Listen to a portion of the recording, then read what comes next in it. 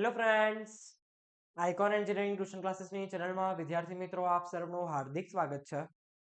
આજના સેશનની અંદર આપણે આઈટી બ્રાન્ચ સેમિસ્ટર 1 ની અંદર આવતો જે સબ્જેક્ટ છે આઈટીએસ ઇન્ટ્રોડક્શન ટુ આઈટી સિસ્ટમનો એવા સુપર 40 ક્વેશ્ચનને વેરીફાઈ કરીશું કે જે ક્વેશ્ચન એક્ઝામ અંદર 110% ની શ્યોરિટી સાથે આવી શકે છે. બધા ક્વેશ્ચનને વન બાય વન સમજીશું. કયો ક્વેશ્ચન એક્ઝામ અંદર કેવી રીતના આવશે, કેટલું માર્કિંગ ધરાવી શકે, એ બધી વસ્તુઓ આપણે આજના સેશન અંદર કવર કરીશું. ઓકે, એના જ માટે આઇકોન એન્જિનિયરિંગ ટ્યુશન ક્લાસીસની ચેનલને સબસ્ક્રાઇબ કરીને રાખજો અને બેલ આઇકનને પ્રેસ કરી દેજો, જેથી આઇકોન એન્જિનિયરિંગ ટ્યુશન ક્લાસીસની ચેનલ ઉપર આવતી જેટલી પણ તમારા બ્રાન્ચ રિગાર્ડિંગ અપડેટ્સ છે એ તમને નોટિફિકેશન થ્રુ ઇઝીલી મળી શકે. અને બાયોની અંદર મૂકવામાં આવેલી લિંક ઉપર ક્લિક કરીને તમે આઇકોન એન્જિનિયરિંગ ટ્યુટોરિયલ્સ નામની એપ્લિકેશન પણ ડાઉનલોડ કરી શકો છો.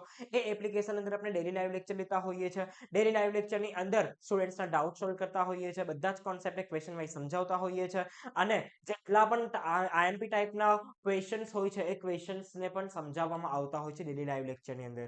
ઓકે, તમને વિડિયો નોટ્સ પણ પ્રોવાઈડ કરવામાં આવે છે. અલગ અલગ ટાઈપના યુનિટ્સની પીડીએફ પણ પ્રોવાઈડ કરવામાં આવતી હોય છે. એટલે આઇકોન એન્જિનિયરિંગ ટ્યુટોરિયલ્સ નામની એપ્લિકેશનને હાલ જ ડાઉનલોડ કરો. લિંક ઉપર ક્લિક કરીને પ્લે સ્ટોરમાંથી ડાયરેક્ટલી પણ તમે ડાઉનલોડ કરી શકો છો. અને બાયોની અંદર મૂકવામાં આવેલી સેકન્ડ નંબરની લિંક ઉપર ક્લિક કરીને તમે વોટ્સએપ ગ્રુપ પણ જોઈન કરી શકો છો. એ વોટ્સએપ ગ્રુપની અંદર આપણે ડેલી અપડેટ શેર કરતા હોઈએ છીએ. તમારા બ્રાન્ચ રિગાર્ડિંગ જે સર્ક્યુલર બહાર પાડવામાં આવે છે જીટીયુનો, એની પણ ઇન્ફોર્મેશન આપણે શેર કરતા હોઈએ છીએ વોટ્સએપ ગ્રુપ દ્વારા. અને ઓકે, અને આ જે સુપર 40 ક્વેશ્ચન્સ આપણે અહીંયાથી જોઈશું, આ સુપર 40 ક્વેશ્ચનનું સોલ્યુશન પણ તમને આઇકોન એન્જિનિયરિંગ ટ્યુટોરિયલ્સ નામની એપ્લિકેશનની અંદરથી મળી રહેશે. તમારા બ્રાન્ચ રિગાર્ડિંગ કોર્સની અંદર તમે ડાયરેક્ટલી બાય કરીને તમે આની પીડીએફ પણ મેળવી શકો છો અને વિડિયો લેક્ચર દ્વારા પણ સમજી શકો છો બધા જ ક્વેશ્ચન્સને. ઓકે, તો આજના લેક્ચરની અંદર આપણે એવા બધા ક્વેશ્ચન્સને જોઈશું જે ક્વેશ્ચન એક્ઝામ અંદર 110% ની શ્યોરિટી સાથે આવી શકે છે. ઓકે, તો આપણે ફર્સ્ટ ક્વેશ્ચન જોઈ લઈએ. Difference between information and knowledge. Information અને નોલેજ બંને બે વચ્ચે શું ડિફરન્સ થાય છે એ આપણે અહીંયાથી ડિફરન્સ પાડીને સમજાવવાનું છે. હવે અહીંયા એક ટ્વિસ્ટ છે. તમને એક્ઝામ અંદર એવું પણ કહી શકે છે કે ડેટા, ઇન્ફોર્મેશન અને નોલેજ ત્રણે ડિફાઇન કરો, એવું પણ એક્ઝામ અંદર કહી શકે છે. ઓકે, સેકન્ડ નંબરનો ક્વેશ્ચન થશે એક્સપ્લેન ધ ડિજીલોકર. ડિજીલોકર શું છે, એના ફીચર્સને, એડવાન્ટેજીસને, ડિસએડવાન્ટેજીસને અને એની એપ્લિકેશનને એક્સપ્લેન કરો. ઓકે, થર્ડ નંબરનો ક્વેશ્ચન આવશે બાઇનરી ટુ ડેસિમલ. તમને નંબર આપેલા હશે અને એનું બાઇનરીમાંથી ડેસિમલમાં કન્વર્ઝન કરવાનું રહેશે. ફોર્થ નંબરનો ક્વેશ્ચન થશે ડેસિમલ ટુ બાઇનરી. તમારા પાસે ડેસિમલ નંબર આપેલો હશે, એનું બાઇનરી નંબરની અંદર કન્વર્ઝન કરવાનું આવશે. ક્વેશ્ચન નંબર 5 થશે ઓક્ટલ ટુ ડેસિમલ. નંબર આપેલો હશે ઓક્ટલ ફોર્મેટની અંદર, એનું કન્વર્ઝન તમને ડેસિમલ ફોર્મેટની અંદર કરવાનું થશે. ક્વેશ્ચન નંબર 6 થશે ડેસિમલ ટુ ઓક્ટલ. ડેસિમલ ફોર્મેટનો તમારા પાસે નંબર આપેલો હશે અને એને ઓક્ટલ ફોર્મેટની અંદર કન્વર્ટ કરવાનું હશે.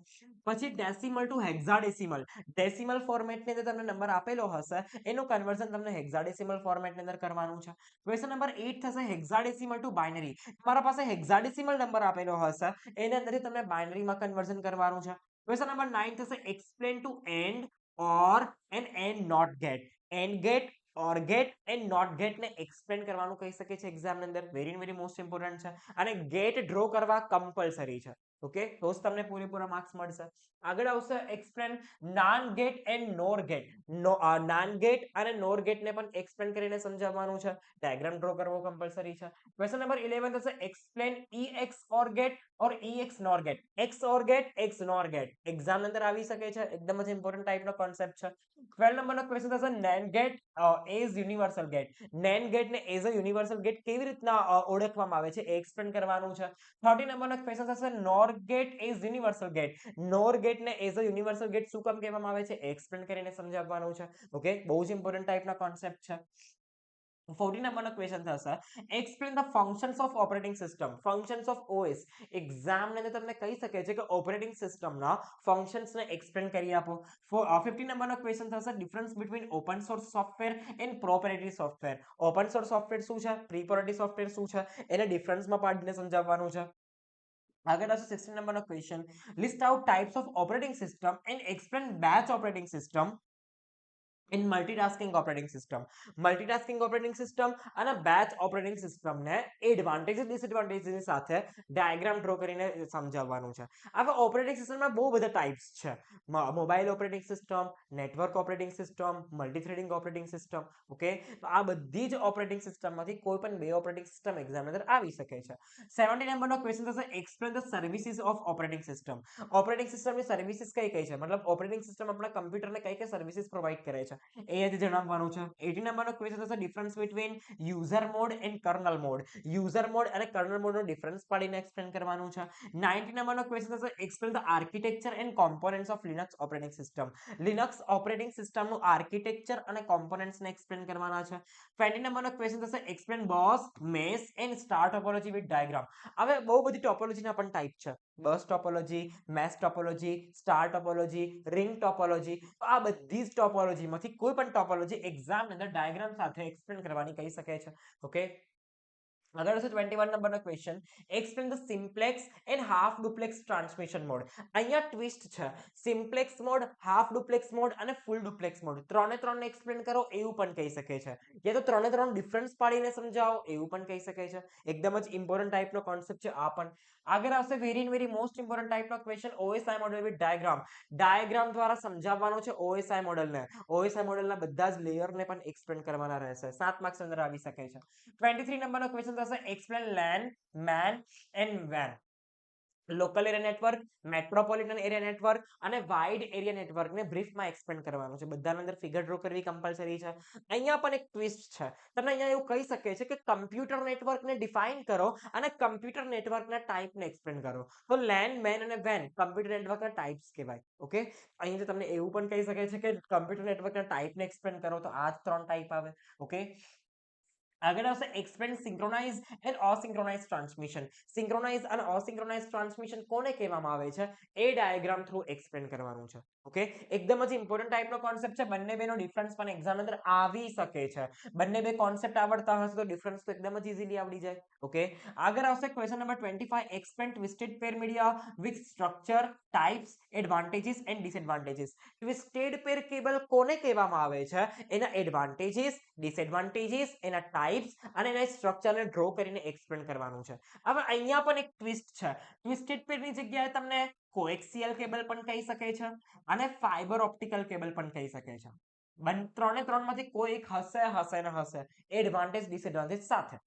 26 નંબરનો ક્વેશ્ચન થશે explain URL, internet and intranet in brief. URL શું છે, ઇન્ટરનેટ શું છે અને ઇન્ટરનેટ કોને કહેવામાં આવે છે એની ડેફિનેશન લખવાની છે. હવે આના ઓવરમાં એ લોકોને ક્વેશ્ચન મૂકવો હોય તો કયો મૂકી શકે, તો ઇન્ટરનેટ અને ઇન્ટ્રાનેટ બંને બેનો ડિફરન્સ પણ મૂકી શકે છે. એકદમ જ ઇમ્પોર્ટન્ટ ટાઈપનો કોન્સેપ્ટ છે. 27 નંબરનો ક્વેશ્ચન થશે difference between IPv4 and IPv6. હવે આ આઈપી ના ટાઈપ્સ છે.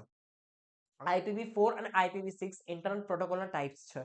ઇન્ટરનેટ પ્રોટોકોલ વર્ઝન નંબર 4 અને ઇન્ટરનેટ પ્રોટોકોલ વર્ઝન નંબર 6 બંને બેનો ડિફરન્સ પાડીને એક્સપ્લેન કરવાનું છે. એકદમ જ ઇમ્પોર્ટન્ટ ટાઈપનો કોન્સેપ્ટ છે. 28 નંબરનો ક્વેશ્ચન થશે explain hub, switch and router networking devices. Hub, switch અને રાઉટર કનેક્ટિવિટી ડિવાઇસ તરીકે ઓળખવામાં આવે છે. ડાયાગ્રામ દ્વારા એક્સપ્લેન કરવાનું રહેશે. ઓકે, 29 નંબરનો ક્વેશ્ચન થશે explain domain name with it types.